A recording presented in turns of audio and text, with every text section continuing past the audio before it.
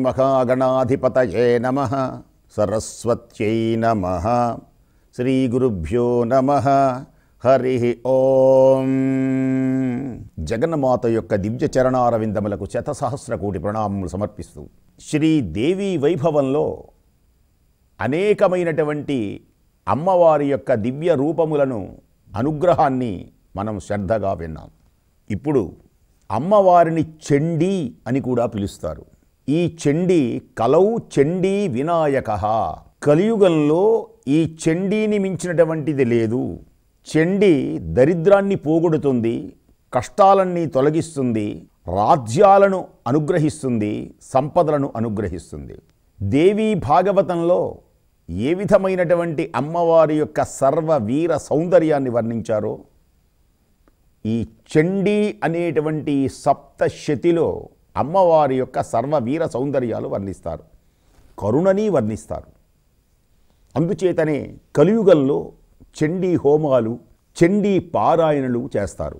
చండీ సప్తశతి, దుర్గా సప్తశతి అని కూడా మనం లోకంలో వింటూ ఉంటాం. అన్నా రెండూ ఒకటే. అమ్మవారికి అన్ని బిరుదులని లోగడ మనం చెప్పుకున్నాం. చండీ అనేటువంటి విశేషం అమ్మవారికి కలగడానికి గల కారణం చండముండాసురును సంహరించడం. మహిషాసుర మర్దిని అనేటువంటి బిరుదు రావడానికి కారణం మహిషాసురుడు అని పేరు కలిగినటువంటి రాక్షసుని సంహరించడం. వీటిలో చండీ సప్తశతి, శతి అంటే మెలికలశ, 700 శ్లోకాలతో ఉండేటువంటి పవిత్రమైనటువంటి గ్రంథం గనక దీనిని శతి అంటారు. సతి అంటే సప్తమాతృకల యొక్క దివ్య శక్తి కూడా దీనిలో మనకు దర్శనమిస్తుంది కనుక దీనిని సప్తశతి అని కూడా అంటారు. ఒక చిన్ని మహాకాళి, మహాలక్ష్మి, మహాసరస్వతులుగా ఈ చండీలో మనకు దర్శనమిస్తారు. ఇంకా ఎక్కడ మహా మహా మహా అనే పదం దొరకదు. మహాకాళి, మహాలక్ష్మి, మహాసరస్వతి. ఈ మహా అనేదే పరబ్రహ్మతత్వానికి, అత్యంత శక్తివంతడానికి నిదర్శనమైనటువంటిది. కనుక ఇక్కడ మనకు ఈ చండీ మార్కండేయ పురాణంలో దొరుకుతుంది. లలితా సహస్రనామం బ్రహ్మాండ పురాణంలో, వేదవ్యాసులు రచించినటువంటి 18 పురాణములలో బ్రహ్మాండ పురాణంలో లలితోపాఖ్యానము అని మనం ఈనాడు పారాయణ చేసే ఒక చిన్న పుస్తకంలో శ్రీమాతా శ్రీ మహారాజ్ఞి శ్రీమత్సింహాసనేశ్వరీ ఇవన్నీ బ్రహ్మాండ పురాణంలో మనకు లభ్యమవుతాయి. మరి ఈ చండీ అమ్మవారిది గురించినటువంటి విశేషం మార్కండేయ పురాణంలో మనకు దర్శనమవుతుంది. ఇలాంటి మార్కండేయ పురాణంలో దర్శనమయ్యేటువంటి అద్భుతమైనటువంటి శక్తిని మీకు ఒక చిన్ని ఒక ఉదాహరణగా కొంచెం, అంటే ఇది చాలా పెద్ద విశేషం అయినప్పటికీ మీకు ఈ రోజున ఒక చిన్ని శక్తి, అమ్మవారి యొక్క శక్తిని మీకు వినిపిస్తాను. ఖడ్గం చక్రగదేషు చాప పరిఘాన్ శూలం భుసుండీం డీం శిరః శంఖం సందధతిం కరైః స్త్రినయనాం సర్వాంగభూషాం వృతాం యాం హంతుం మధుకైటభో జలజభూస్తుండావసుప్తౌ హరౌ నీలాస్మ్యద్యుతిమాస్య పాదదశకాం సేవే మహాకాళికాం. ఇది మహాకాళీ ధ్యానం.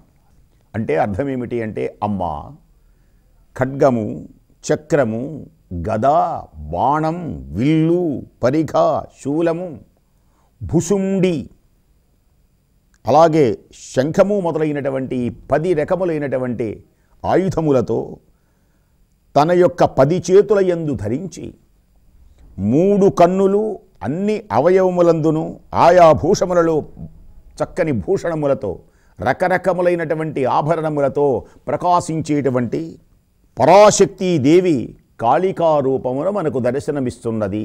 ఈమె నల్లని కాంతితో 10 ముఖములతో అనేకమైనటువంటి పాదములు కలిగి దుష్ట శిక్షణకై, శిష్ట రక్షణకై అమ్మవారు నిలిచి ఉన్నది.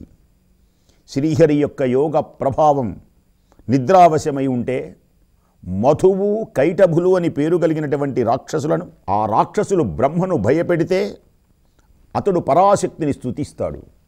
పరాశక్తిని స్తుతిస్తే అప్పుడు పరాశక్తి మహాకాళి రూపముల సాక్షాత్కరిస్తుంది. అట్టి మహాకాళిని భక్తితో నేను నమస్కరిస్తున్నాను, రక్షించు అని. ఈ శ్లోకము యొక్క దివ్యమైనటువంటి భావన. అమ్మా, ఆనాడు ఎందరినో కాపాడి వారి భయములను పోగొట్టావు, నన్ను కూడా కాపాడి నా భయమును పోగొట్టు. మార్కండేయ మహర్షి అని పేరు కలిగినటువంటి మహర్షి భాగురి అని పేరు కలిగినటువంటి శిష్యునికి బోధించిన దివ్యమైనటువంటి విశేషమే దుర్గా సప్తశతి. సర్వశక్తి సమన్వితమైనటువంటివి. సూర్యుడి పుత్రుడైనటువంటి సావర్ణి అనేటువంటి వాని అద్భుతమైనటువంటి శక్తివంతమైనటువంటి 8వ మనువు ఒకడు ఉన్నాడు. నేను వాని పుట్టుకను మున్నగ వానిని చక్కగా నీకు వివరిస్తాను విను. భాగురి, ఆ మార్కండేయుడు చిరంజీవి. ఈశ్వరుని యొక్క దివ్యమైనటువంటి అనుగ్రహంతో అనేకమైనటువంటి కల్పములు శాశ్వతముగా అన్నీ చూచినటువంటి వాడైన. ఒక్కొక్క కల్పం ఒక్కొక్క ప్రళయం చూస్తూ ఉంటే మార్కండేయ మహర్షి చెబుతూ ఉంటే ఆశ్చర్యం కలుగుతుంది. ఎందుకంటే చూసినవాడు ఆయన. పుణ్యమైనటువంటి విశేషములలో సూర్యుని యొక్క భార్య అయినటువంటి సవర్ణకు పుత్రుడవటం వలన అతనికి సావర్ణి అనేటువంటి ఒక పేరు ఉన్నది. ప్రతి యుగంలో దివ్యమైనటువంటి విశేషంతో 14 మన్వంతరములు ఉంటాయి. మనువులు 14 మంది, మన్వంతరములు అంటారు వాటిని. అవి 14. ఒక్కొక్క మనువు నిర్దిష్ట కాలముండి సృష్టిని ప్రారంభించి ఆ మనువు పాలించినటువంటి కాలాన్ని ఆ మనువు పేరుతో పిలిచి మన్వంతరం. 14 మంది మనువులలో ఏ సమయమునందు ఎవరు ఉన్నారో ఆ సమయమునందు ఉన్నటువంటి ఆ మనువు పేరుతో ఆ మన్వంతరాన్ని పిలుస్తారు. మనువులు 14 మంది. వారి పేర్లు వరుసగా తెలియచేస్తాను, శ్రద్ధాళువులై వినండి. స్వయంభువు, స్వారోచిష, ఉత్తమ, తామస, రైవత, చాక్షుష, వైవస్వత, సావర్ణి, దక్షసావర్ణి, బ్రహ్మసావర్ణి, ధర్మసావర్ణి, రుద్రసావర్ణి, దేవసావర్ణి, ఇంద్రసావర్ణి. ఈ 14 మందిని మనువులంటారు. జగన్మాత యొక్క మాయ చేత సూర్యపుత్రుడైనటువంటి సావర్ణిగా జన్మించినటువంటి అతడు ఒక మన్వంతరంలో అధిపతిగా అయినాడు మహానుభావుడు. అంతకుముందు స్వారోచిష మన్వంతరం అని భూమండలమున చైత్రవంశంలో ఉన్నాడు. స్వారోచిష మనుడు, స్వారోచిష మన్వంతరం అంటారు దాన్ని. స్వారోచిష మన్వంతరంలో జరిగినటువంటి ఒక కథ మనది వైవస్వత మన్వంతరం. నేను చెప్పేటువంటిది స్వారోచిష మన్వంతరంలో. సురథుడు అని పేరు కలిగినటువంటి ఒక మహారాజు ఉన్నాడు. అతడు తన రాజ్యంలో ఉన్నటువంటి బిడ్డలను కన్నబిడ్డలుగా పరిపాలిస్తూ ఆదరాభిమానాలతో ఉంటే అతనికి కోల విధ్వంసులు అనేటువంటి రాజులు శత్రువులుగా ఉన్నారు. కోల అంటే బాణం మొదలైనటువంటి వారిని నాశనం చేసేటువంటి వాళ్ళనమాట, విధ్వంసం చేసేటువంటి వాళ్ళు. బలశౌర్యము కలిగినటువంటి వారు కోలా విద్వాంసులని కూడా అంటారు. వాళ్ళు బలము కలిగినటువంటి ఆయుధాలు ఎన్నో కలిగినటువంటి వాళ్ళు వాళ్ళందరూ. కోలా విధ్వంసులతో కయ్యం కలిగింది, యుద్ధం కలిగింది. వాస్తవానికి కోలా విధ్వంసులు సురధుని కంటే బలశౌర్యములలో తక్కువ వారైనప్పటికీ కూడా సురథుడు కోలా విధ్వంసుల చేత ఓడింపబడ్డాడు. కాలకర్మం. ఒక్కొక్కసారి బలహీనుల చేతిలోనే బలవంతులు ఓడిపోవలసి వస్తుందిగా. మనం చెప్పలేము ఏది ఎలా ఉంటుందో. కుంజర యూధంబు దోమకుత్తుక చొచ్చను అన్నట్టు. కుంజర యూధంబు దోమకుత్తుక చొచ్చాను, ఏనుగుల గుంపు దోమ గొంతులోకి పోయింది అంటాడు. అదొక సమస్య ఇస్తారన్నమాట. ఎక్కడైనా దోమలు ఏనుగు గొంతులోకి పోతాయి కానీ ఏమంటే దోమలు ఏనుగు గొంతులోకి పోయినాయి అంటే నమ్ముతారు. కానీ ఏనుగుల గుంపుట, ఏనుగులు దోమ గొంతులోకి పోవటం ఏంటి? రంజన చెడి పాండవుల రిభంజనులై సంతోషములన్నీ పోగొట్టుకొని సంపదలన్నీ పోగొట్టుకొని శత్రువుల వలన కష్టముల పాలై విరాట మహారాజు దగ్గరకు వెళ్ళారు అజ్ఞాతంతో పాండవులందరూ. పాండవుల ముందు విరాటరాజు ఒక దోమ లాంటివాడు, పాండవులు ఏనుగు లాంటి వాళ్ళు. సంజయ విధినే మనందు కుంజరయూథంబు దోమ కుత్తుక చొచ్చెన్. ఏనుగులన్నీ దోమగొంతులోకి పోయినట్లుగా పాండవులందరూ విరాట మహారాజు దగ్గరికి చేరటం అలా ఉన్నది అన్నాడు. విధి. సురథుడు కోలా విధ్వంసుల చేత రాజ్యాన్ని పోగొట్టుకున్నాడు. పిమ్మట రాజు తిరిగి రాజ్యాన్ని పరిపాలిస్తున్నాడు. బలవంతులకు శత్రువులు వచ్చి రాజ్యాన్ని ఆక్రమించారు. సురథుడు మంత్రులు బలవంతులైనటువంటి దుష్టులు, దుర్బుద్ధి కలిగినటువంటి వారై బలహీనులై తమ ప్రభువైనటువంటి సురథుని కోశాన్ని, బలాన్ని అపహరించారు. మంత్రులు బాధపడ్డారు. సురథుడు అని పేరు కలిగినటువంటి రాజు యొక్క రాజ్యాన్ని ఆక్రమించారు. సురథుడు తన పురంలోనే శత్రువుల చేత, తనవారు అనుకున్నటువంటి మంత్రుల చేత ఓడింపబడి బలహీనుడైపోయినాడు. తన మంత్రులు కూడా శత్రువులకు సహాయం చేశారు. అధికారం, ధనం కోల్పోయినాడు సురథుడు. అద్భుతమైనటువంటి అమ్మవారి యొక్క ఒక చండీ సప్తశతిలో ఉన్నటువంటి దేవీ వైభవంలో చండీ సప్తశతి అమ్మవారి యొక్క దివ్య కరుణను మీకు వివరిస్తూ ఉంది.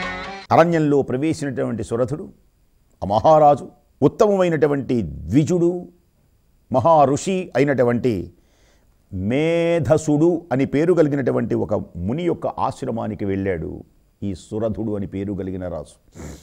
అక్కడ క్రూర జంతువులు, ఆ ఆశ్రమం ఎలా ఉన్నది అంటే క్రూర జంతువులు కూడా ప్రశాంతంగా ఉన్నాయి. సహజ వైరము కలిగినటువంటివన్నీ సహజ మిత్రత్వాన్ని పొందుతున్నాయి. ఒక పులి పక్కన లేడి కూర్చొని ఉంది. ముంగిస పక్కన ఆ పాము ఆడుకుంటోంది. నెమలి ఉన్నది. అన్నీ ఉన్నాయి. పాము ఆడుకుంటున్నది నిర్భయంగా. అంటే సహజ వైరము కలిగినటువంటివన్నీ సహజ మిత్రత్వాన్ని పొందడానికి కారణం ఆ మేధసుడు అని పేరు కలిగినటువంటి మహర్షి యొక్క దివ్యమైనటువంటి తపశ్శక్తి. తపశ్శక్తి వల్ల సహజ వైరమైనటువంటివన్నీ సహజ మిత్రత్వాన్ని పొందుతూ ఉన్నాయి, ఆదరాభిమానాలతో ఉన్నాయి. సురథుడు మెల్లగా ఆశ్రమానికి వెళ్ళాడు. రాజ్యం పోగొట్టుకొని ఒంటరివాడైనాడు. కొంచెం మనస్సు ప్రశాంత కలిగింది. అక్కడ మేధా మహామునిని సందర్శించాడు. మునిచేత ఆదరింపబడ్డాడు. ప్రశాంతమైనటువంటి ఆశ్రమంలో నివసిస్తూ అటూ ఇటూ తిరుగుతూ ఉన్నాడు. బాధపడుతున్నాడు మనస్సులో. నా పురము, నా రాజ్యం ఇంతకుముందు నా పూర్వీకుల చేత పరిపాలింపబడినటువంటిది. ఈనాడు నా పరిపాలనలో చివరకు నాకు కూడా లేకుండా పోయింది. ఇప్పుడు ఆ పురాన్ని నేను కోల్పోయినాను. దుష్టులై నన్ను మోసగించినటువంటి వారు మంత్రులు, నా సేవకులు ఆ పురమును ధర్మబద్ధంగా పాలిస్తున్నారో లేదో, నా ప్రజలు ఈ దుర్మార్గులైనటువంటి వీళ్ళ చేతిలో అనేకమైనటువంటి కష్టముల పాలవుతున్నారేమో అని మనసంతా ఆవేదన చెందింది. ప్రజలను కన్నబిడ్డల్లా పరిపాలించాడు కదా, ఇప్పుడు నా రాజ్యంలో ప్రజలు ఎంత బాధపడుతున్నారో నా పట్టపుటేనుకు మిక్కిలి ఉత్సాహంతో సదా ముదముతో ఉండేటువంటిది ఈనాడు శత్రువుల అధీనమైపోయింది. నా భోగములు ఏమైనాయి, నా సంపద ఏమైనది, నా సింహాసనం ఏమైనది, ఒంటరి వాడనైనానా? అవును, ఈ లోకంలో అందరూ ఒంటరి వారే కదా. ఈ లోకంలో సంపదలు ఇవన్నీ కూడా స్థిరంగా ఉంటాయా? మళ్ళీ వైరాగ్యం. ఎల్లప్పుడూ నన్ను అనుసరించి, నన్ను మెప్పించి, నేనిచ్చినటువంటి ధనభోజనములను స్వీకరించేటువంటి నా సేవకులు, మంత్రులు ప్రస్తుతం శత్రువులను అనుసరించారు. దుర్మార్గులు నా మీద బతుకుతున్నారు. వాళ్ళని నేను గౌరవించాను, వస్త్రాలు ఇచ్చాను, ధనాన్ని ఇచ్చాను. కానీ వాళ్ళు శత్రువులకు ఏకమై నన్ను ఒంటరి వాణ్ణి చేశారు. వారు అయోగ్యము, ఇక ధనాన్ని విచ్చలవిడిగా ఖర్చు పెడతారు. నేను అతి కష్టం మీద కూడబెట్టినటువంటి నా కోశాగారం మొత్తం వారి చేతికి చిక్కి వినాశనమైపోతుందేమో. నా దేశం మొత్తం దోచుకుంటారు వీళ్ళు. నా దేశం దరిద్రమైపోతుందేమో. అయ్యో, బాధపడుతున్నాడు. అనేక విధాలుగా విచారించి అలా తిరుగుతూ ఉండగా ఈ సురథుడు, ఈ మహారాజు మేధా మహాముని యొక్క ఆశ్రమంలో ఒక వైశ్యుని కూడా చూచాడు. ఇంతలో ఆ రాజు అతను చూసి, అయ్యా మీరెవ్వరు? ఇక్కడికి రావటానికి గల కారణం ఏంటి? ఈ వైశ్యుడు కూడా బాధపడుతున్నాడు. మీ శోకమునకు కలిగినటువంటి కారణం ఏమిటి? మనస్సులో బాధ పడుతున్నట్టున్నారు. దేనికని బాధపడుతున్నారు అన్నాడు ఈ మహారాజు ఆ వైశ్యునితో. అయ్యా, నా పేరు సమాధి అని పేరు కలిగినటువంటి వైశ్యుణ్ణి. ధనవంతుల యొక్క కులంలో పుట్టాను. ధనలోభంతో దుష్టులైనటువంటి భార్య పిల్లల చేత నేను తిరస్కరింపబడ్డాను. నా ధనమును గ్రహించినటువంటి పుత్రులచే ఇంటి నుండి వెడలగొట్టబడ్డాను. నేను ఎంతో కష్టపడి సంపాదిస్తే చివరకు నా భార్య పిల్లలే నన్ను ఇంట్లో నుంచి వెళ్ళగొట్టారు. రాజు మీద బతికి, రాజు తిండిని తిని, రాజు చేత పోషింపబడేటువంటి మంత్రులు శత్రువులతో కలిసి రాజుని యుద్ధంలో ఓడించి పంపిస్తే ఈ సమాధి అని పేరు కలిగినటువంటి వైశ్యుడి యొక్క భార్యా పిల్లలు ఈ సమాధి అని పేరు కలిగినటువంటి వైశ్యుణ్ణి ధనం కోసమని బయటకు పంపించేశారు. నా భార్యా పుత్రును ఆ ధనాన్ని లాక్కున్నారు మహారాజా. నన్ను వెడలగొట్టేసేశారు. నేను ధనాన్ని కోల్పోయినాను. ఆప్తులు బంధువులు ఎవ్వరూ లేరు.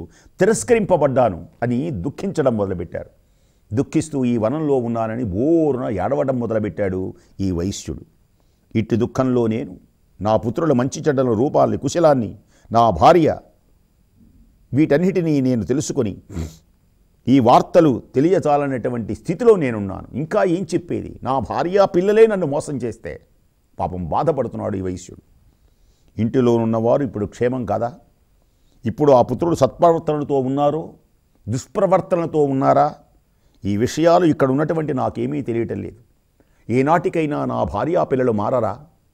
అయ్యో, నా భర్తని హింసించాను అని నా భార్య కొంచెం విలపించదా? అంతేకాదు, తండ్రి, నేను మిమ్మల్ని హింసించాను ధనముకయ్యని, సత్ప్రవర్తనకు నా పిల్లలు రారా అని నేను అనుకుంటూ ఉన్నాను. ఇప్పుడు వారు సత్ప్రవర్తన కలవారా దుష్ప్రవర్తన కలవారో తెలియక ఈ ఆశ్రమంలో నేనున్నాను అని ఆ వైశ్యుడు మహారాజుతో పలికాడు. ధనలోభం చేత నిన్ను వెడలగొట్టి అవమానించినటువంటి వారు నీ భార్యా పుత్రులు అన్నావు కదా, ఓ వైశ్య శిఖామణి, ఓ సమాధి అన్నాడు. రాజు పలుకుతున్నాడు, నీ వారి యందు నీ మనస్సు ఇంకా స్నేహభావంతోనే ఉన్నదా? నీవింకను తలుచుచున్నావే. నీ భార్యా పిల్లలు నిన్ను డబ్బుల కోసమని, ధనం కోసమని వెళ్ళగొడితే బయటికి ఇంకా నీ భార్యా పిల్లల గురించి ఆలోచిస్తున్నావు. నీవు నా మనస్సులో ఉన్నదాన్ని ఉన్నట్లుగా చెబుతున్నావు మహారాజా. నీవు చెప్పినట్టు నా మనస్సులో నన్ను అవమానించి వెడలగొట్టినప్పటికీ నా వారిపైన నాకు మనస్సులో స్నేహభావమే ఉన్నది. వారిపై నా మనస్సులో ఏ విధమైనటువంటి కఠినమైనటువంటి బాధలు నాకు లేవు. నన్ను వెడలగొట్టినా వాళ్ళు ఏనాటికైనా పిలవరా అనే ఆశతో ఉన్నాను. ఇదొక ప్రేమ, ఇదొక బంధం, మమకారం అంటారు దీన్ని. చూడండి, సమాధి భార్య పిల్లలు ధనాని కోసం లాక్కొని తన భర్తాని లేకుండా వెడలగొడితే, తన తండ్రి అనేటువంటి విచక్షణ లేకుండా వెడలగొడితే బయటికి వచ్చే శాస్త్రమంలో ఇంకా నా పిల్లలు నా భార్య అని ఆలోచిస్తున్నాడు ఈయన. నా పుత్రుడు ధనలోభమున తండ్రిని ప్రేమ విడిచి నన్ను అవమానించిన మాట నిజం. నా భార్య, ఇతడు నా భర్త, నావాడు అనేటువంటి స్నేహాన్ని విడిచిపెట్టారు. అవమానించి విడిచింది. నా భార్య నన్ను విడిచిపెట్టింది. అయినప్పటికీ బంధువుల చుట్టరికం పట్టించుకోలేదు. నా మనసు వారి యందు స్నేహభావంతోనే ఉన్నది. బుద్ధిశాలి, ఇది యుక్తము కాదని తెలిసి, ఇది పద్ధతి కాదు నీ భావన. నా యందు గౌరవాదులు లేనటువంటి నా బంధువుల యందు నా మనస్సు ప్రేమపూర్ణమై ఉన్నది. అయినప్పటికీ వాళ్ళు వెడలగొట్టిన నా మనస్సు ఏదో బాధ అనేటువంటి బాధ వ్యక్తం చేస్తున్నాడు. నిట్టూర్పులు వదులుతున్నాడు ఈ సమాధి. నా యందు ప్రేమ ఆదరము లేనటువంటి వారి యందు నా మనస్సు కఠినముగా కరగటం లేదు అన్నాడు. విన్నావా శిష్యా భాగురి? సురధుడు, సమాధి అని పేరు కలిగినటువంటి వైశ్యుడిద్దరూ బాధతో దీనికి సమాధానం. మహారాజేమో రాజ్యాన్ని కోల్పోయినాడు తన వారి వల్లనే. సమాధి అని పేరు కలిగినటువంటి వైశ్యుడేమో తన వారి వల్లనే సంపద కోల్పోయినాడు. ఇద్దరు మహర్షి దగ్గరకు వచ్చారు. వినయ విధేయతలతో ఆ మహర్షికి నమస్కరించారు. ఈ దివ్యమైనటువంటి విశేషంతో తన రాజ్యాన్ని కోల్పోయినానని రాజు తన ధనమంతా లాక్కున్నారు, నేను దరిద్రుడనైనాను, ఒంటరివాడినైనానని ఈయన ఆ మహర్షికి తెలియచేసే అద్భుత సన్నివేశం కంటి వెంట నీళ్లు కారుతున్నాయి, శోక సముద్రంలో ఉన్నాయి. ఈ బాధలన్నీ తొలగించగలిగినటువంటి మహానుభావుడు ఎవరు అంటే మహర్షి. ఏదో ఉపాయం చెప్పమంటూ ఉంటే ఇక్కడనే అమ్మవారి యొక్క దివ్యమైనటువంటి చండీ సప్తశతిలో పరమ పవిత్ర దివ్య మహోన్నతమైనటువంటి కథ ప్రారంభమవుతుంది. రేపు అత్యద్భుతమైనటువంటి విశేషాన్ని మీకు చెబుతాను, మరవకుండా జాగ్రత్తగా వినండి. సర్వమంగళ మాంగళ్యే శివే సర్వార్థ సాధికే శరణ్యే త్ర్యంబకే దేవి నారాయణి నమోస్తుతే.